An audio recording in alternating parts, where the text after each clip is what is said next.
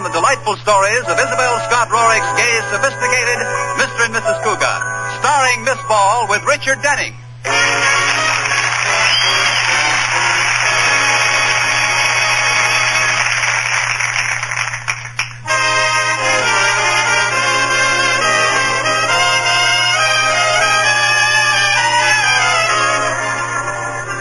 As we drop in on the Cugats this morning, we find them still upstairs getting dressed. Liz is just asking George a question which proves how essential man is to woman. For as independent as women like to think they are, there's still one time when they have to turn to a man and say, "Darling, will you button me up the back, please?" All right. What are you thinking about? Women's clothes. What's the matter with them? Well, they're so silly. You couldn't even wear this dress if you didn't have a husband to button it for you. Oh, that's it. I knew husbands must be good for something. Oh, yeah? Oh, George! Well, what's the matter? Oh, can't a husband kiss his wife anymore? Oh, not on the back of the neck. It gives me duck bumps. Yeah. Gee, they're big ones. There's one with ears on it.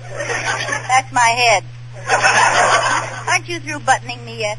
Yes, but this dress is made all wrong. Why? Well, there's a button left over at the top and an extra buttonhole at the bottom. George, here, do me again. All right. Oh, I forgot to tell you, the Atterburys are giving a party tomorrow night. Well, this is a fine time to tell me. I won't have time to shop. Shop? For what? You've got a whole closet full of clothes. It just seems that way to you, George. I was just looking through them, and you know what? I haven't got a thing to wear. How'd you know I was going to say that? Well, you say it every time we're invited to a party. Oh, I do not. There have been dozens of parties when I didn't want a new dress. Name one. All right. How about the... Well, there was the night... Well, the party that... I better get your socks for you. Don't change the subject. You just tell me why you can't wear that green dress I like so much? I just can't, that's all. The same people will be there and they've seen it. Wait, you mean you won't wear a dress just because the people there have seen it once? No, I won't. Well, that's settled. Next year I'm going to buy you one dress and get 52 different sets of friends. Oh, George, you made it funny. Anyway, I never did like that dress. I don't get it. In 1 week's time, a dress goes from, "George, wait till you see my beautiful new dress," to "that old rag." Ah, you're exaggerating. Well, maybe. Say, how about that new black dress you bought last week? What, that old rag? You see what I mean? Come here, Liz. I want to look in your closet with you. George. What? Kiss me. Oh, no. That's like a down payment on a new dress. We'll go through your closet first. Now, Liz, look at all those dresses. You see? There's not a thing I can wear. Well, what about this red one? Color's all wrong for me. With my red hair and that red dress, I look like I'm peeking out of a carrot. Well, all right. Well, how about this one? Too short for the new style. No, you can't win. Now, wait a minute. Now, what's the matter with this? It's certainly long enough, the color's fine, and it looks just as smart as any of these others. All right, George. I'll wear it. Yeah. Now, why couldn't you thought of wearing it yourself? Because it happens to be my nightgown.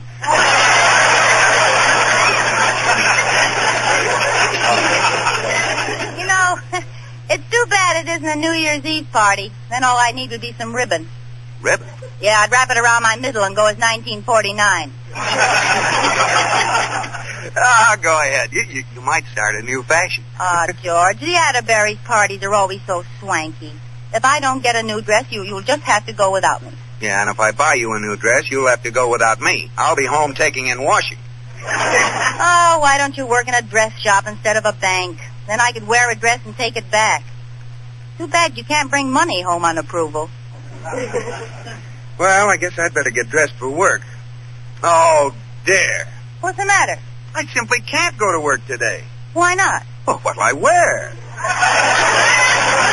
Now, George Cugat. Well, certainly not the blue suit. All the boys have seen it. That's not funny. Well, I'll ask Mr. Atterbury to transfer me to another bank where they won't sneer at me. Now, stop that. I'll tickle you. Cut it out. Do I get the new dress? No. Listen, I'm going to wear a new dress to that party if I have to make it myself. Hey, now, wait a minute. Now, there's a reprehensible idea. I was only kidding. I couldn't make a dress. Now, why not? The pioneer women did. Well, you should have married a pioneer woman. No, I'm serious. Now, why don't modern women pattern themselves after the pioneers? For the same reason you don't ride to work in a covered wagon. Oh, that's different. Why, those women not only made their own clothes, they sheared the wool right off the sheep and wove it into cloth. You're right, George. I should be ashamed of myself. On the way home from the bank, pick me up a couple of sheep. Go ahead. Kid your way out of it. Oh, you don't think I could make a dress if I wanted to, do you? Frankly, no. All right. Just for that, George Cugat, I'll do it. By the time you come home tonight, I'll have on the dress I'm wearing to the Atterbury's party.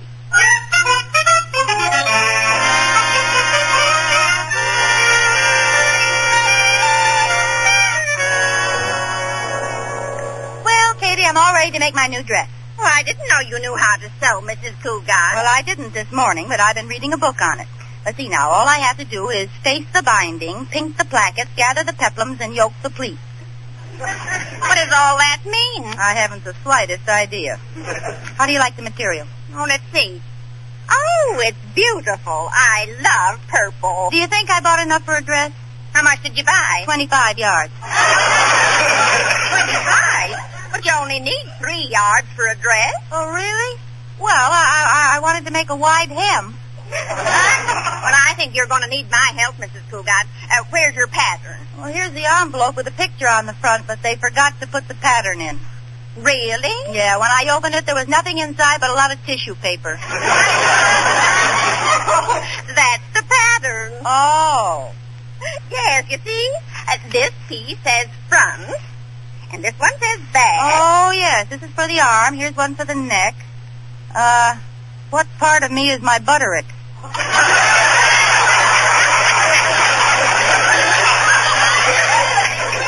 That's the name of the pattern maker. Oh. You pin this pattern onto the material and cut around it. Oh, I remember now. I did it in high school. I started out to make a dress, and I changed it to an apron, and it ended up as a dishcloth. But this doesn't look so hard. Let's see now. See, I'll lay the material out on the table and pin the pattern on there. And then I cut around it. Gee, this stuff is harder to cut than I thought. Oh, no wonder you forgot to unfold the material. Uh-oh. Well, I wonder what I can do with 8 sleeves. Let's see now. Do I know any octopuses? Oh, I think you still have enough material. Well, you better cut it, Katie. I'll sew it. Hurry up.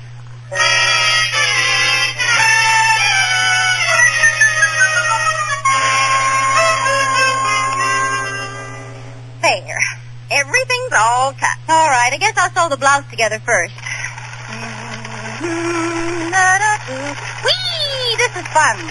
We'll just stitch it up here and go over here, then across here, hold out my hand and make a left turn and go down here. There we are, all ready to try on. Well, I'll just slip it over my... What happened?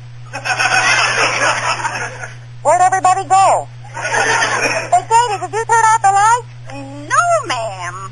Oh, then I sewed up the hole for the neck. I think you sewed up the armholes, too. Oh, Katie. Oh, look. I didn't even try, and I made a beautiful purple pillowcase. Congratulations. Well, I guess I'll have to cut it open across the top. Hand me the scissors. Oops. Oh, well, that makes it strapless. Maybe I can fix it by cutting along here, huh? Oh, that's enough. Oh, well, now it's strapless and backless. Oh, Katie, there isn't enough material left to make a French bathing suit. Oh, now, don't feel too bad, Mrs. Cugat. We'll fix it some way. Oh, it's hopeless, and you know it. You know, it would serve George right if I wore it to the party anyway. That I'd like to see. Hey, that's not such a bad idea. I think I'll do it. Wear that to the party? No, but I'll tell George I'm going to, and he'll be so ashamed he'll insist I buy a new dress.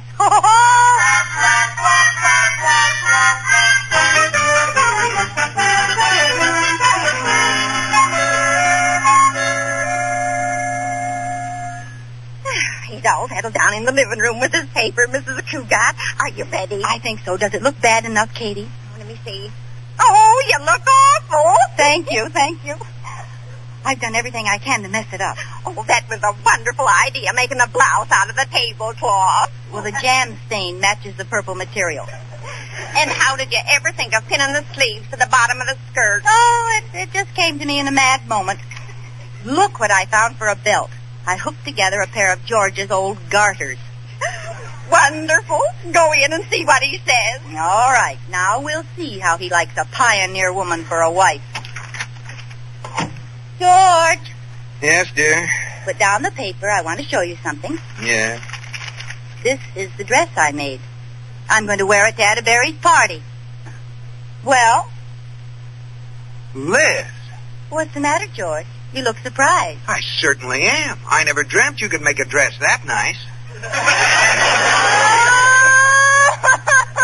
Oh, what's the matter?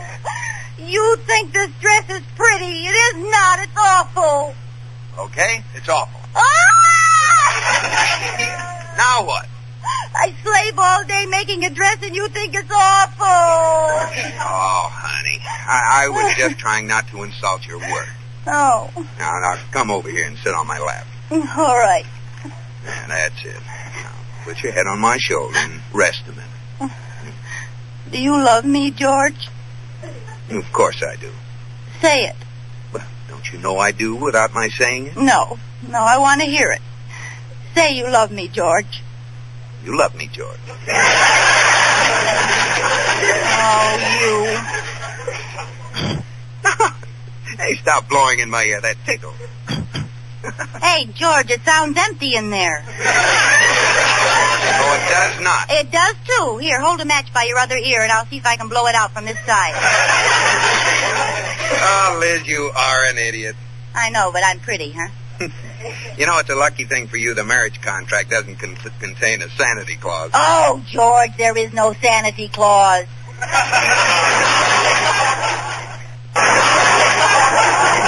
Oh, I give up. I'm sorry. I said the wrong thing about your dress, dear. It is a horrible-looking dress, isn't it? Am I supposed to say yes? Uh-huh. Yes. Well, I'm so glad you think so, dear, because now you see I couldn't possibly wear it to the party, so I'll just have to buy a new one, won't I, huh? No. Oh. George, I can't go to the party in an old dress. The other women will talk about me, and I'll become moody and depressed.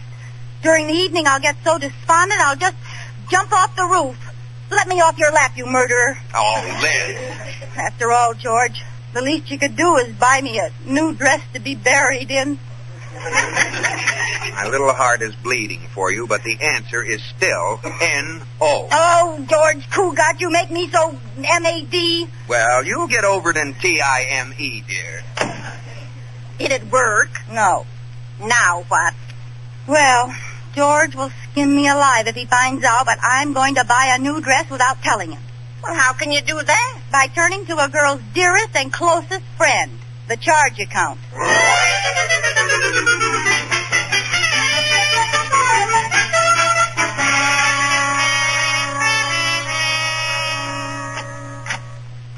Good morning, Mr. Atterbury. Oh, morning, George boy. Going to be able to make it to our little party? Yes, sir. We'll be there, Mr. Atterbury. Of course, Liz will be dressed in rags. Oh, I get it, boy. I had the same trouble. Iris wanted a new dress, too. But I put my foot down. I said, what do you think I am, the president of a bank? But you are. What? Oh, yes, that's right, I am. Well, I wouldn't mind buying clothes for Iris if she were normal size, but she's so darn big. Well, it'd be cheaper to have her reupholstered. I guess she is sort of pleasingly plump, sir. Pleasingly plump? Listen, boy, around the holidays, it's dangerous for her to lie down with an apple in her mouth.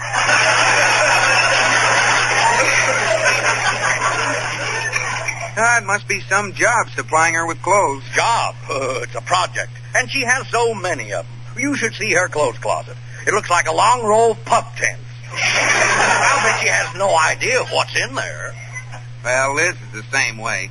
You know, I'll bet I could wrap up one of her old dresses and give it to her, and she wouldn't even recognize it. Cugat, boy. You've given me a great idea. Look, We'll take one of Liz's old dresses and give it to Iris. And then we'll take one of Iris's old dresses and give it to Liz. And I'll bet they'll never know the difference. Oh, you mean they'll think we bought them? Why, sure. You know, that might work. Yeah. But wait, they aren't the same size. Oh, listen, Iris will be so flattered at getting a small size she won't say a word. Now, she'll have a dressmaker fix it. Yeah, but what about Liz? Well, we'll give her a real old dress of my wife, so old it's back in style again. One that Iris wore about 10 years ago, before the dam broke. I'll do it, Mr. Atterbury. Good. Now, let's be cagey about this. Now, you go to Sylvester's, that's the swankiest store in town, and get a couple of empty boxes, you see. Then we'll put the dresses in.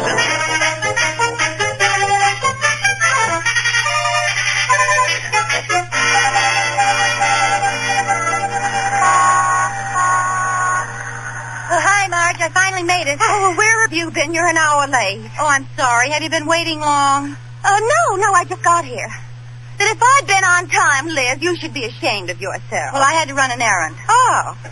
What's that thing over your arm? That? Oh, it's sort of a kind of a dress. I made it myself. For Halloween? No, it's a real dress. I took it to the dressmakers to see if she could do anything with it.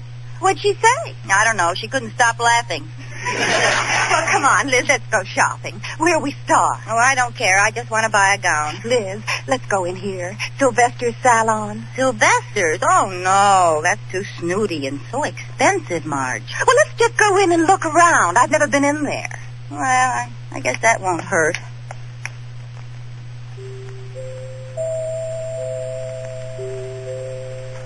My, it's impressive in here. Ooh, and look at the rugs. They're so thick and gooey.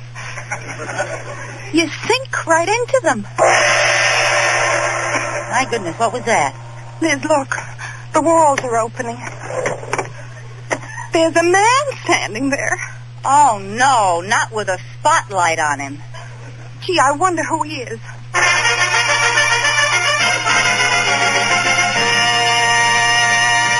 I am Sylvester.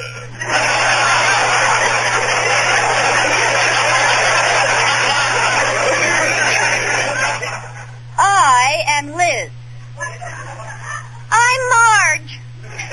Well, we'd like to look at some dresses. you mean creation. All right, I mean creations here. Before I can show you a thing, I'll have to give you a loyalty test. A loyalty test? Yes. Raise your right hand and answer this question. Are you now, or have you ever been, a shopper in Macy's basement? No. I haven't either. Welcome to Sylvester's. Oh, thank you. Now, what kind of a dress did you have in mind? Well, what do you have for around $75? Take a good look around the store. All right. That will be $75. Oh, well, we want to see something more expensive, really. I was only joking. I hope so. Now, here's one of my latest. A dinner gown by Sylvester. Oh, what kind of material is that? The French call it l'étoffe fromage. Oh, cheesecloth. It suffers in the translation.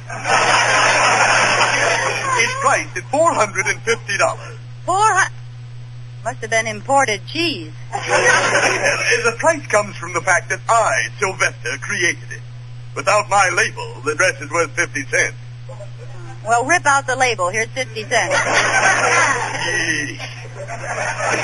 Perhaps you'll be interested in this green gown with the sequin top. It's marked down. Oh, are you having a sale? No, but it's been damaged. The clerk carried it from the stockroom without wearing her glove. No. Yes. Well, gee, it is sort of pretty. How much is it? Well, I wouldn't want it to get around that I'm selling anything this cheap, but it's $375. Oh, well, I won't tell a soul. It's too much. But the green goes so beautifully with your red hair. No. And it'll make your gorgeous figure even more alluring. No. To say nothing of the lines, which would make you look 10 years younger. Yeah. No. I didn't think I'd make it. Well, I have a gown you can't possibly resist. I'll be right back. Marge, I hate these exclusive shops. Well, you pay for the label. Well, whoever sees it. You can't walk along with your head bent down holding the label up for people to see. Why don't they put it on the outside if it means so much? Oh, Liz, you're so silly. You know, I'll bet Sylvester could put his label in this monstrosity that I made and sell it for a huge price. I wouldn't be surprised. Liz, what are you doing? Quiet. I'm taking the label off this cheesecloth creation of his. I'm going to pin it on my dress and just see how much Sylvester thinks it's worth. Well, hurry up, because here he comes. There. Now, here we are. Now, isn't this just devastating? Yes, but, I'd like to ask you about this little number here. This one with the purple skirt. How much is it, please? Let me see. Oh, that's one of my masterpieces. It is. Oh, naturally. No one but Sylvester could create such a dress. Want to bet? Yeah, notice the clever way the blouse is made from genuine antique tablecloth. That's very interesting. What's that spot? Strawberry jam? I should say not. That's there to break up the monotony of the white. It's a print. Oh, really? That's the first print I've ever seen with seeds on it. They're hand applique. Oh. That's a very interesting belt, too. Is the belt? Yes, it's cleverly made of, men's garters.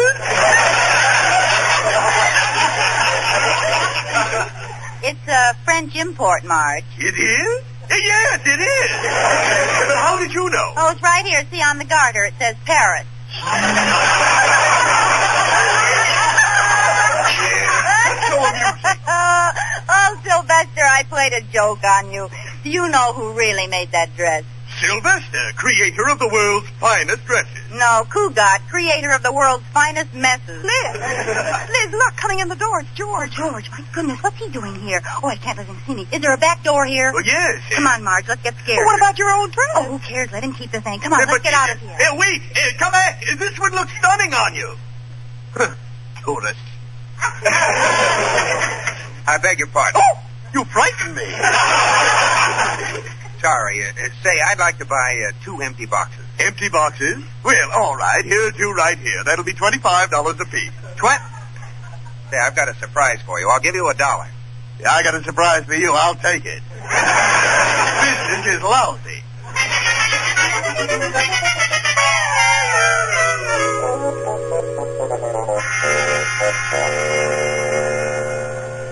Oh, he's home, Mrs. Cugat. He just got out of the car. Katie, does he have a box from Sylvester's? Yes. Oh, the darling. Just as I thought. He bought me a new dress for the party.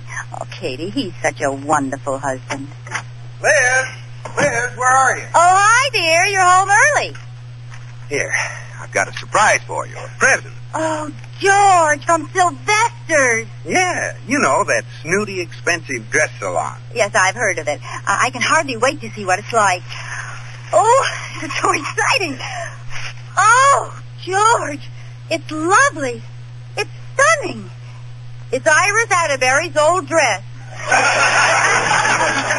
What makes you say that? I've seen her wear it. When? Thursday night, May 12th, 1938. Oh, now, Liz. She walked into the country club dance at 8:33 p.m. Well, how can you remember that? How can I forget it? She walked in the door with Alice Sturm, who was wearing a blue taffeta formal with a pink jacket and some tiny cerise flowers tucked into the yellow sash. I give up. Oh, it was a joke, Liz. Mr. Atterbury and I were trying to prove that women don't remember each other's clothes.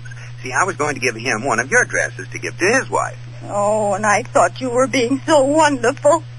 And now I have no dress to wear. Oh, I'm sorry. Well, I just can't go to the Atterburys, that's all. Well, we've got to go. No. Well, it's my fault, Liz. I disappointed you, so I guess I'll have to buy you a new dress. Well, George, if you insist. There's one I like at Sylvester's. Sylvester? Yes, it's green with sequins. Hurry up now before they close. Hurry up, George, hurry up.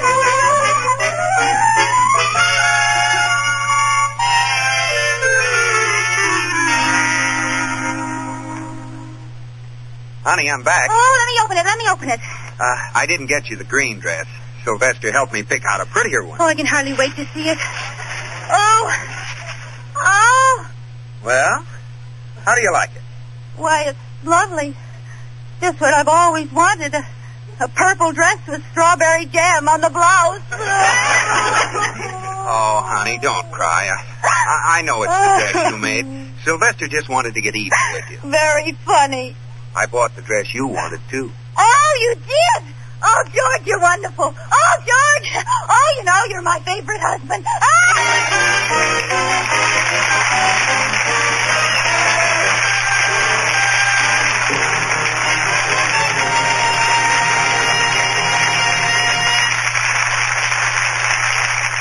Liz and George will return in just a moment. Our Constitution is a flexible document. It has changed with the changing years to meet changed conditions. An example is the way in which we elect our United States senators. When the Constitution was ratified, and for 125 years thereafter, the people could not elect their own senators. Instead, the senators were chosen by the state legislatures. The Founding Fathers believed in democracy, but they did not want their new republic to be wrecked by irresponsible mob rule. Democracy was a new form of government. Most of the voters had little knowledge and less experience in governing themselves. And so the Constitution provided that while the people could elect their representatives to Congress, they could not elect their senators directly. A century and a quarter of experience in self-government made such a safeguard against mob rule obsolete. And by 1912, the people were ready to demand the right to elect their senators by popular vote. They received this right in the 17th Amendment to our Constitution. This amendment illustrates how our Constitution lives and grows in our changing world, to the end that this country of yours and mine shall be our country under God.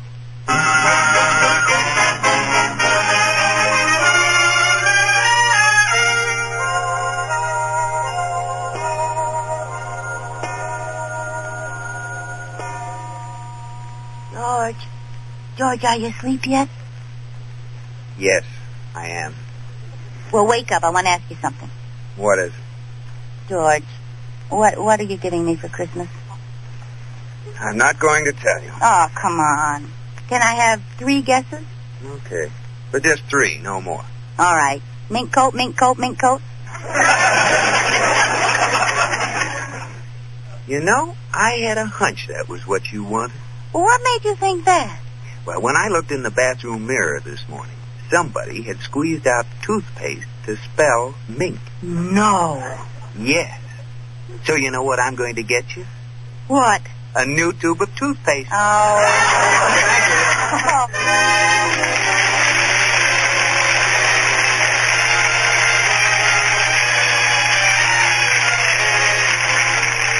My Favorite Husband has been presented through the worldwide facilities of the United States Armed Forces Radio and Television Service.